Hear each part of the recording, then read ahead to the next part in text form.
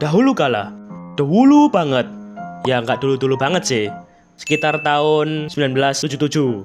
Nah, itu ada sebuah planet yang namanya itu Bumi. Ya, bumi biasa sih. Nah, suatu ketika, badan antariksa yang ada di bumi, kayak NASA gitulah, tiba-tiba mereka ini nerima sebuah sinyal misterius dari luar angkasa. Nah, sinyal itu dijuluki sebagai sinyal wow. Wow. Ya, fun fact, kasus ini pernah beneran ada di dunia nyata. Ya, kayaknya Mas Muntun ini terinspirasi ya. Tapi ceritanya dibikin beda sih sama Mas Muntun. Jadi ya wes lah. Oke, lanjut. Nah, badan antariksa ini berteori kalau sinyal wow ini asalnya itu dari Eden, atau artinya itu sebuah tempat tujuan terakhir buat semua umat manusia. Jadinya kalau semisal para umat manusia ini berhasil buat pergi ke Eden, mereka di sana bakal bisa hidup sejahtera buat selama-lamanya.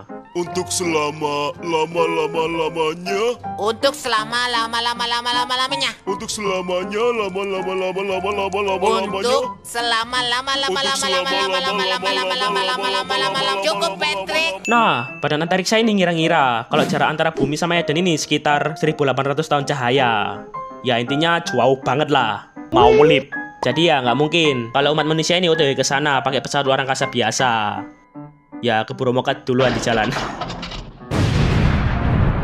Nah akhirnya sejak saat itu, selama bertahun-tahun ke depan, umat manusia ini berusaha buat ngembangin pesawat luar angkasa yang bisa nempuh kecepatan cahaya. Nah terus selain itu mereka ini juga ngediriin organisasi Stargazer Fleet. Anjay. Ya ini tuh sebuah armada khusus gitulah yang ditugasin buat ngejelajah luar angkasa, buat nyari titik keberadaan Eden. Jadinya ya ntar kalau para Stargazer Fleet ini berhasil buat nemuin Eden, ntar mereka ini bakal Sherlock. Nah terus umat manusia yang lain ini bakal OTW nyusul buat pindahan ke sana. Gitu. Nah cuman selama puluhan tahun penelitian, tiap umat manusia ini ngirim armada Stargazer buat ngejelajah, itu nggak ada satupun armada Stargazer yang berhasil balik ke bumi. Jadi ya mereka itu ngilang, gak ada kabar gitu pas mereka ini ngejelajah. Tiap ngirim armada baru ngilang, ngirim ngilang, wes gitu terus lah. Nah tapi meski begitu, itu gak ngebikin umat manusia ini nyerah. Mereka ini tetap kekeh, batu, epic immortal, buat tetap nyari keberadaan Eden. Ya soalnya, sejak gegara penelitian Eden ini dimulai, umat manusia ini udah pakai hampir semua sumber daya yang ada di bumi. Jadinya itu ngebikin bumi ini jadi gak layak huni gitulah. Sumber dayanya habis. Jadinya ya, mau gak mau mereka ini harus bisa buat nemuin Eden. Dengan harapan, umat manusia ini bisa pindah dan nerusin peradaban manusia di sana. Nah, suatu ketika, di tahun 2223, itu hiduplah Freya, beda blok, Freya. Ya BTW ini beda sama Freya yang ini. Yang ini cerita skinnya, oke? Jadi gak usah nanya lagi. Oke lanjut. Nah si Freya ini punya kakak cewek yang namanya itu... ya gak ada namanya. Yeay. Gue sebut aja dia ini tuh Andri Okita. Nah si Okita ini keluarga satu-satunya yang dimiliki sama si Freya ini. Jadi ya mereka ini cuma hidup berdua gitu. Nah, suatu ketika, si Okita ini lolos seleksi buat jadi seorang navigator di salah satu armada Stargazer Fleet. Jadi dia bagian yang ngarang-ngarain gitulah. Ngarang-ngarain saat kutu arah-arah. Jadinya ya dalam waktu dekat, si Okita ini bakal ikut ngejelajah ke luar angkasa bareng Stargazer Fleet buat nyari keberadaan Eden. Dan di amin satu keberangkatannya, si Okita ini ngobrol deep talk sama si Freya. Ya kalau ngikutin cerita dari Mas Muntun, mereka ini ngobrol itu pas mereka ini lagi mandi bareng. Wes. Daripada dolar kuning, mending gua ganti jadi ngobrol pas sebat bareng gini lah. Ya beda dikit gak ngaruh lah. Kakak kenapa pinjam yang mudah-mudah Stargazer Fleet? Freya, karena ini adalah untuk seluruh umat manusia. Dan untuk... Kakak janji, kalau kakak akan kembali, dan kita akan pergi ke Eden bersama-sama. Anjay. Dan keesokan harinya, si Okita dan armada Stargazer yang lain ini pun OTW buat ngejelajahi luar angkasa, buat nyari keberadaan Eden. Dan ya sesuai perkiraan kalian, setelah berbulan-bulan berlalu, si Okita dan armadanya ini ngilang gak ada kabar. Dan si Freya ini pun sendirian. Nah, karena hal itu ngebikin si Freya ini pun mutusin buat bertekad buat join Stargazer Fleet, buat nerusin perjuangan kakaknya ini. Nah terus, pas dia ini udah tumbuh gede. Dia ini keterima jadi kapten di salah satu armada Stargazer Fleet. Anjay. Terus sebagai kapten, dia ini dikasih Valkyrie Suit. Valkyrie Suit. Ya wis iku lah. Jadi ini tuh kayak armor luar angkasa gitulah, yang punya energi yang ngebikin si Freya ini jadi lebih OP. Plus, dia ini jadi bisa nafas di luar angkasa. Anjay. Dan dengan pesawat luar angkasa berkecepatan cahaya, akhirnya OTW lah si Freya dan armadanya ini buat ngerantau, buat nyari keberadaan Eden. Nah, selama bertahun-tahun berlalu, mereka ini berhasil bertahan di luar angkasa buat terus nyari keberadaan Eden. Dan ya, selama bertahun-tahun itu juga, mereka ini belum pernah sekalipun balik lagi ke bumi sejak keberangkatannya mereka. Wis babung lah di angkasa. Loh bang, emang bensin pesawatnya habis? Ya nggak tahu, gak dikasih tahu Mas Muntun. Ya kayaknya sih ada warung Madura di luar angkasa. Nah, karena mereka ini udah bersama-sama selama bertahun-tahun ya, jadinya itu ngebikin si Freya sama armadanya ini jadi akrab banget. Wis kayak keluarga gitulah. Wih, kekuatan keluarga. Anjay. Nah, suatu ketika, pas mereka ini ngejelajahi koordinat 2 Mas 1928 1982 2640 123. Ya wis ikulah. Secara mengkagetkan, di sana si Freya dan armadanya ini nemuin warung nasi padang. Wih, halo bang. Kalah blok. Mereka ini berhasil nemuin titik keberadaan Eden. Dan titik keberadaan Eden itu ada di tengah-tengah Dark Nebula, sebuah kabut luar angkasa yang gelap banget gitulah. Ya ini tuh sebuah pencapaian yang gede banget lah buat umat manusia. Si Freya ini langsung nge-WA pangkalan antariksa yang ada di bumi dan ngabarin kalau mereka ini berhasil nyelesain misinya buat nemuin titik keberadaan Eden. Anjay. Ya si Freya ini lega. Akhirnya setelah nyelesain misinya selama bertahun-tahun, akhirnya dia ini bisa ngebawa balik armada Stargazer-nya pulang ke bumi. Ya mereka ini bakal jadi armada Stargazer pertama yang berhasil balik dari misi dengan selamat. Nah, tapi pas dia nge-WA pangkalan antariksa yang ada di bumi, mereka ini gak dibolehin buat balik dulu ke bumi. Ya, mereka ini malah dikasih misi baru buat ngejelajahi Dark Nebula, buat nyari rute aman buat pergi ke Eden.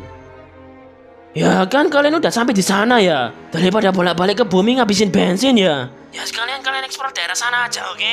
Ya kalian Sherlock aja lah ya. Ntar kami bakal kirim bala bantuan juga, oke? Oke. Freya, ingat. Untuk seluruh umat manusia. Ya seketika dia ini teringat sama kata-kata terakhirnya si Okita kakaknya. Karena ini adalah untuk seluruh umat manusia. Dan untuk... Ya kata-kata itu aslinya itu slogan dari organisasi Stargazer. Ya selama si Freya ini jadi kapten, dia ini sebenarnya itu nggak terlalu peduli sama slogan itu. Dia ini lebih peduli sama keselamatan armadanya yang udah bareng sama dia di luar angkasa selama bertahun-tahun. Ya soalnya mereka ini tuh udah jadi kayak keluarga barunya si Freya gitulah sejak dia ini kehilangan kakaknya. Alasan dia ini nyelesain misinya ini sebenarnya itu cuma buat nerusin tekad kakaknya dan juga biar dia ini bisa ngebawa balik armada Stargazer-nya ini pulang ke bumi dengan selamat. Ya akhirnya ya mau nggak mau mereka ini pun ngelanjutin misi mereka buat ngejelajahi Dark Nebula, buat nyari rute aman menuju Eden. Nah pas di dalam Dark Nebula karena dark ya, jadi ya gelap.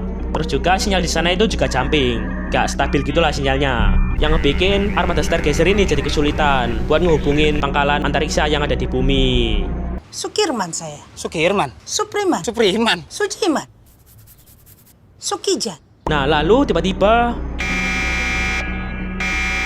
alarm pesawat ini bunyi kenceng. Dan pas si Freya ngeliat radar pesawat, dia ini kaget. Dia ini ngeliat banyak banget titik merah di depan armada Stargazer. Musuh terlihat. Dan muncullah para Dark Fleet. Ya Dark Fleet ini itu sekelompok pesawat luar angkasa misterius gitu yang berasal dari pesawat yang terbengkalai. Nah asal-usulnya mereka ini masih misterius dan mereka ini bakal ngancurin apapun yang ada di depan mereka. Ya akhirnya mau nggak mau armada Stargazer ini pun harus ngasih perlawanan. Launch attack! Nah, dengan Valkyrie Suit-nya, si Freya ini langsung keluar dari pesawat dan dia ini menghadapi para Dark Fleet secara langsung. Sedangkan pesawat-pesawat yang lain ini nge-support si Freya dari belakang. Dan wis, perang lah. Armada Stargazer ini nembakin meriam energi ke para Dark Fleet ini. Nah, cuman armada Dark Fleet ini nggak ada habisnya. Soalnya jumlahnya mereka ini tuh ribuan. Kami punya 100 juta power. Bagaimana bisa? Dan di saat itulah si Freya ini sadar kalau mereka ini nggak bakal bisa menang. Akhirnya si Freya ini pun nyuruh armadanya ini buat mundur. Initiate retreat! Nah, pas pesawat induk Stargazer ini mundur, pesawat pasukan yang lain ini malah pada maju. Attack!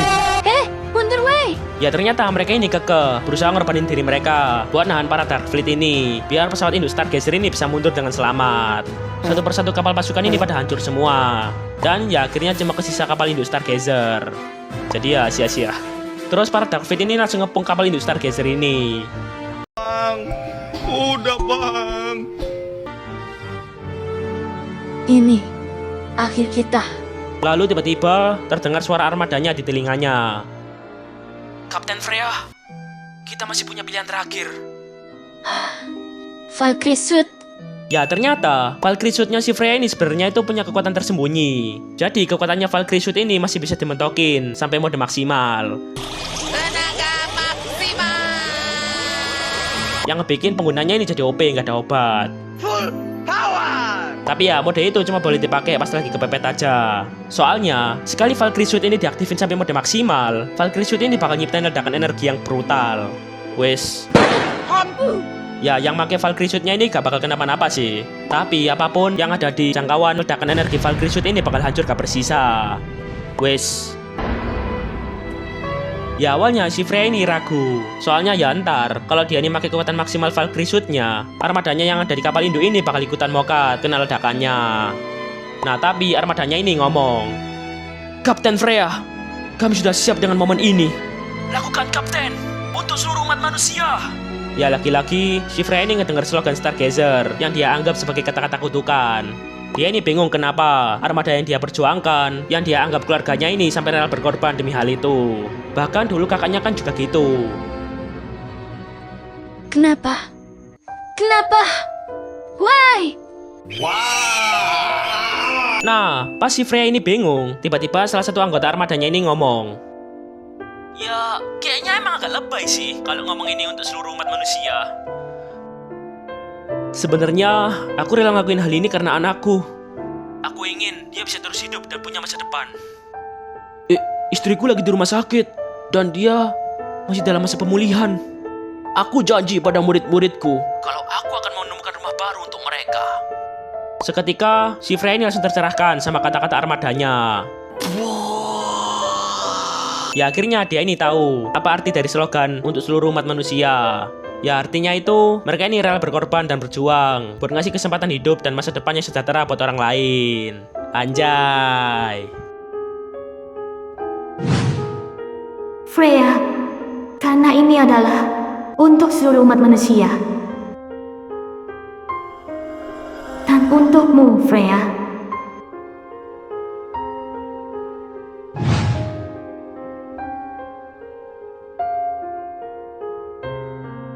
Untuk seluruh umat manusia.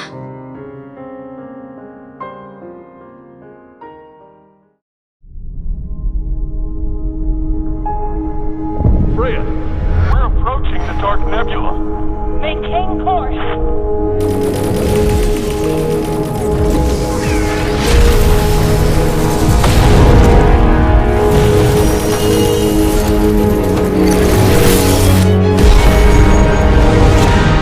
Was this the path you took, sister? Enemy ships in all sectors. There's no other way. Use it, Freya! What would you do, sister? Freya! Freya! Please respond!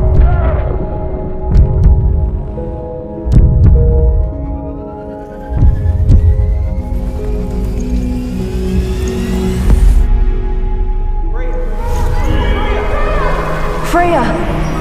No matter what happens, we'll always be here. I will carry on. For all of us!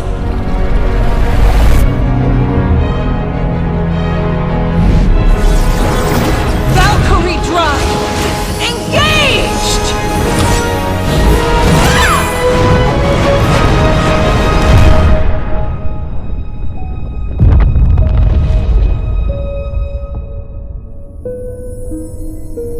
Look, sis. It's beautiful.